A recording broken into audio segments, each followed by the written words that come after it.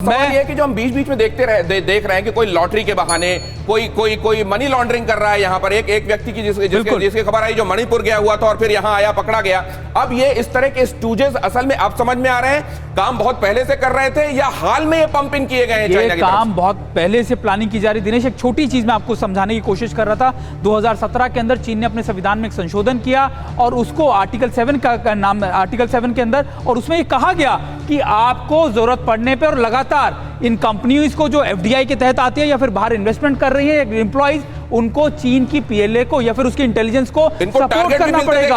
बिल्कुल, टारगेट इनको ये भी बताना होता था कि आखिरकार क्या जरूरी काम है, कितना जरूरी है, उसमें कितना इन्वॉल्वमेंट है और वहां पर इस प्रोजेक्ट के अंदर क्या चीजें होंगी। जो आप अंदाजा लगा सकते हैं कि आप जिस षड्यंत्र जिस साजिश के बारे में सोच रहे हैं वो टिप ऑफ द आइसबर्ग है। असल में ये चीनी षड्यंत्र कितना खतरनाक है और ऐसे में ये कहना कि Galwan is those few moments of the entire history, Trigunayat साहब, ये तो पूरी दाल काली है।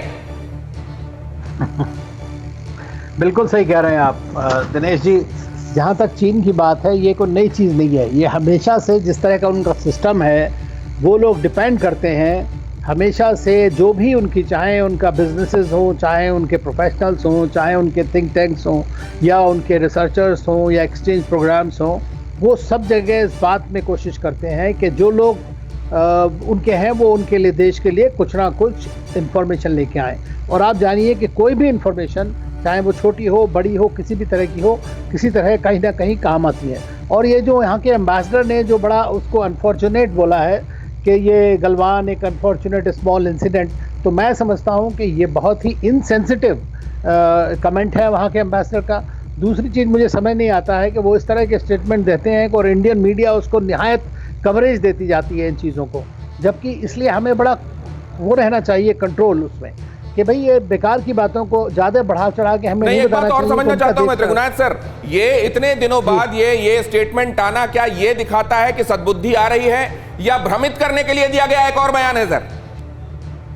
देखिए, ये मैं नहीं समझता कि सद्बुद्धि आ रही है। चाहते तो वो है, वॉर तो चाहते नहीं है, लेकिन ये जिस तरह की सिचुएशन बॉर्डर पे चल रही है और बढ़ा रहे हैं दोनों तरफ से अपना ये जो साइबर रेटलिंग जिसको बोलते हैं वो हो रही है, उसका सीधा कारण ये है कि जब तक ये ताइवान स्ट्रेट में प्रॉब्लम अमेरिका के साथ चलती रहेगी तब तक आप सोचिएगा कि गलवान और इस साइड में हमारा ईस्टर्न लद्दाख में ये प्रॉब्लम चलती रहेगी। और ये चाइना मल्टीपल फ्रंट्स पे, अभी आप देखिए जो तीनों समुद्रों में उसने अभी साइमल्टेनियस एक्सरसाइजेस करी हैं। और इस तरह की एक्सरसाइजेस जब होती हैं जब आप एक नियर वॉर लाइक सिचुएशन में होते हैं। और अमेरिकन जो U2 आपने बताया स्पाई प्लेन, उसका भी कारण सिर्फ यही है। उसके अलावा साउथ चाइना सी में अमेरिका ने खुद अभी एक्सरसाइजेस करी हैं। तो ये जो है वहाँ पे काफ़ी हॉट सिचुएशन है और ताइवान को काफी हॉट है। ये कब बॉइलिंग हो जाए आप नहीं जानते।